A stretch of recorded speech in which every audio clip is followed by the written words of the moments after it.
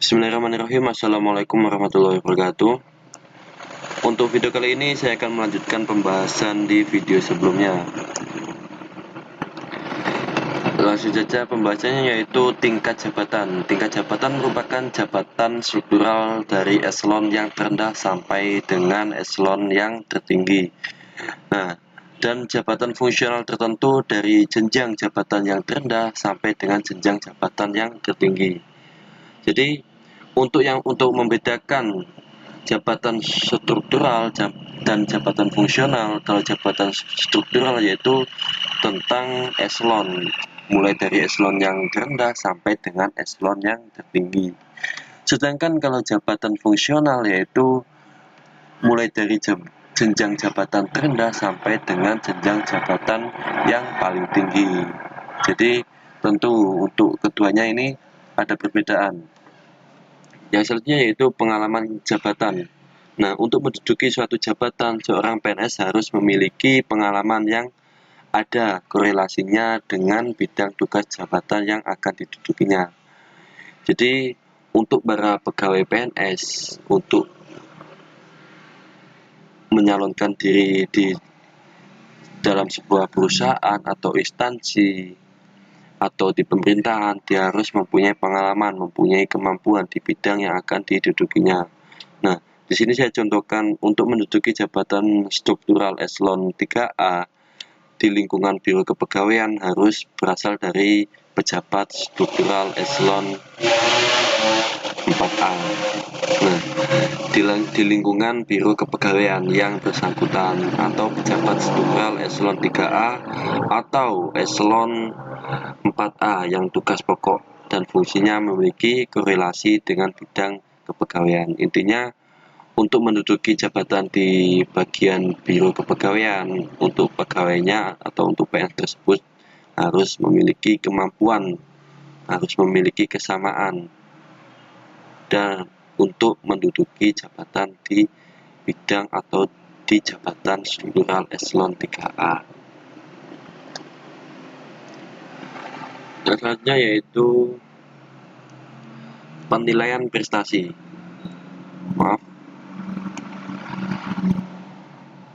Penilaian prestasi kerja dilakukan terhadap seorang PNS yang akan atau sedang menduduki jabatan. Jadi dalam pola karir pegawai untuk penilaian atau penilaian prestasi kerja sejak PNS itu menjadi CPNS, sejak diangkat menjadi PNS sampai dia pensiun, dalam pola karir tersebut dia dinilai untuk prestasi selama dia bekerja di dalam sebuah perusahaan atau di dalam sebuah instansi, yaitu penilaiannya yaitu sesuai dengan peningkatan kerja kalian, sesuai dengan prestasi kalian selama kalian bekerja sebagai PNS. Yang selanjutnya itu kompetensi jabatan. Setiap jabatan yang ada dalam suatu organisasi harus ditetapkan standar kompetensi jabatannya. Jadi, hal ini untuk menghindari jabatan yang lowong atau yang kosong diisi oleh orang-orang yang tidak memiliki kapasitas dan kapabilitas dalam menjalankan tugas-tugasnya. Di sini saya contohkan bahwasanya jabatan Kepala Biro Hukum dalam peraturan perundang-undangan antara lain harus teliti dan mampu membuat perjanjian, mampu atau memahami teknis penyusunan perundang-undangan, dan mampu di bidang perumusan instrumen hukum dan lain-lain. Jadi apabila di dalam sebuah perusahaan, di dalam sebuah instansi atau pemerintahan ada lowongan, untuk lowongan tersebut tidak sembarangan orang untuk mengisi lowongan tersebut.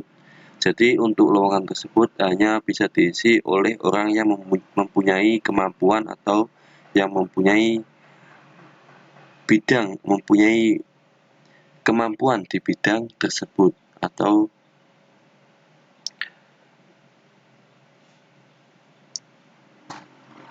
Oke, yang selanjutnya yaitu alur karir.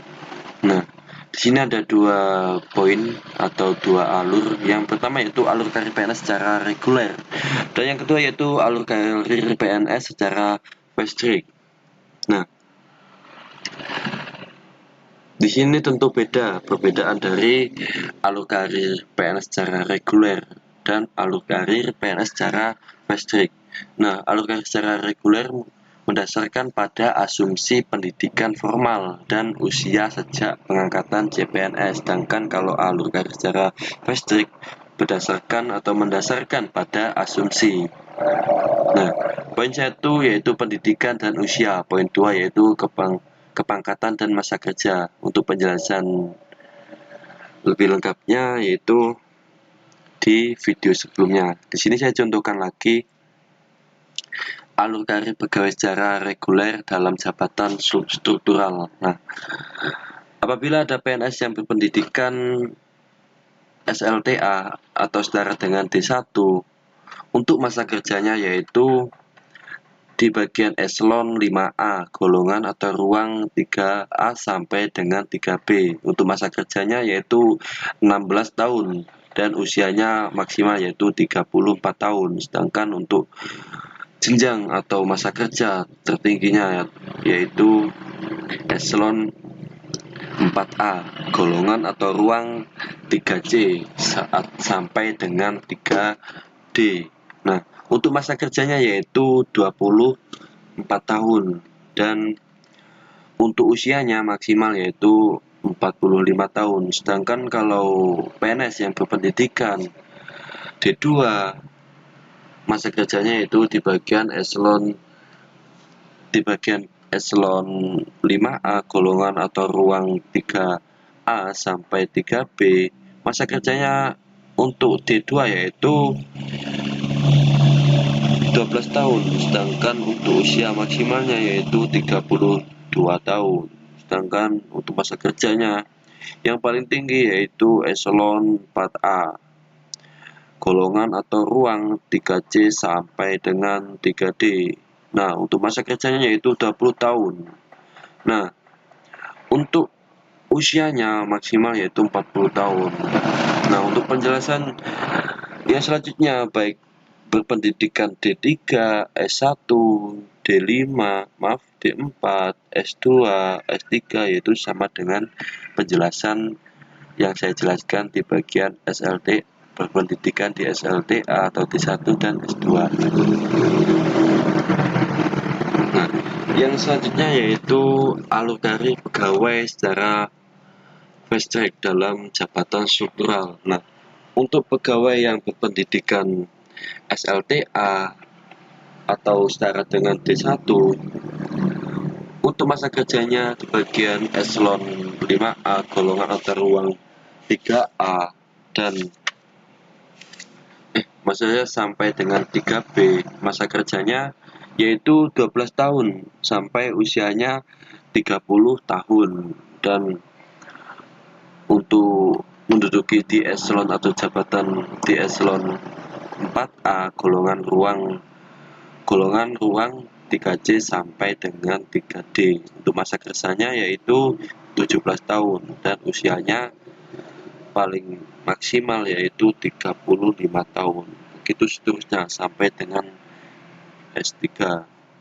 Nah, untuk asumsi usia CPNS untuk SLTA yaitu 18 tahun dan D2 yaitu 20 tahun.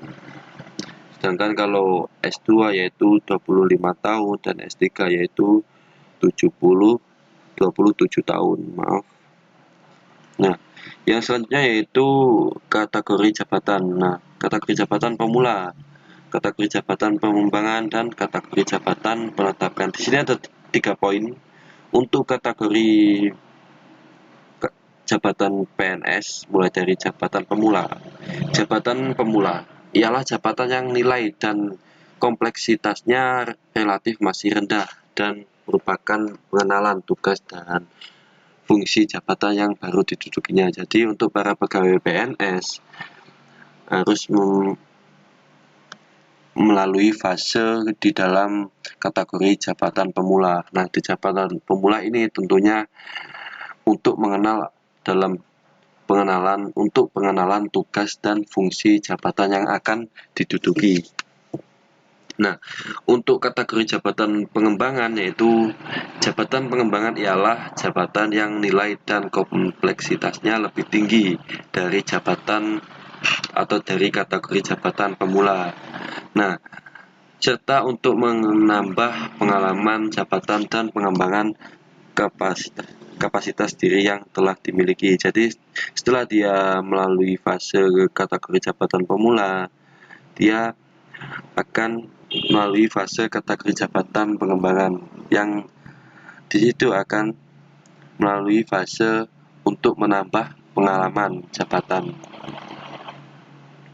Yang selanjutnya yaitu kategori jabatan penetapan. Nah, di sini jabatan pengembangan ialah jabatan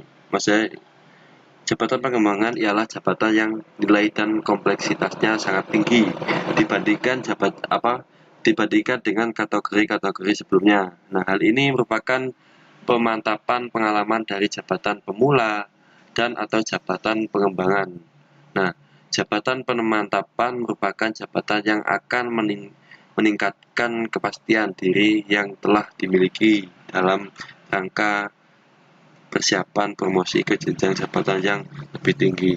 Setelah melalui fase kategori jabatan pemula, kategori jabatan pengembangan, saatnya untuk di fase kategori jenjang penetapan, dia akan dipromosikan untuk ke jenjang jabatan yang lebih tinggi. Yang selanjutnya yaitu pola perpindahan jabatan. Nah, pola perpindahan jabatan. Ada 3 macam pola perpindahan jabatan yang dapat terjadi pada PNS. Yang pertama itu perpindahan jabatan vertikal, yaitu perpindahan jabatan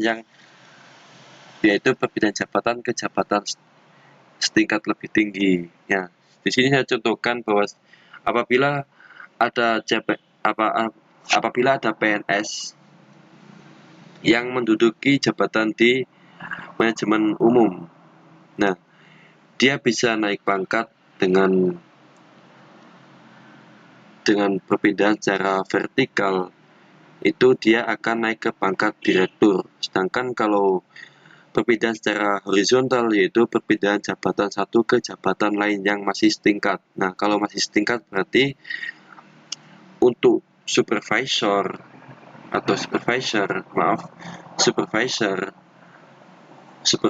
marketing rental atau marketing project itu bisa pindah ke supervisor staff. Itu untuk perpindahan secara horizontal, yang perpindahannya itu masih setara dengan jabatan sebelumnya. Jadi untuk perpindahan jabatan secara diagonal, yaitu perpindahan jabatan baik jabatan struktural ke jabatan fungsional atau sebaliknya. Jadi mungkin itu saja yang dapat saya sampaikan. Kurang lebihnya saya mohon maaf apabila ada salah kata, perbuatan, tingkah laku, atau ada salah-salah kata dari yang saya jelaskan. Saya mohon maaf yang sebesar-besarnya. Untuk kejelasan dan untuk menambah wawasan kalian bisa memahami untuk pembahasan kali ini di buku kalian masing-masing atau di video-video yang lain. Terima kasih. Wassalamualaikum warahmatullahi wabarakatuh.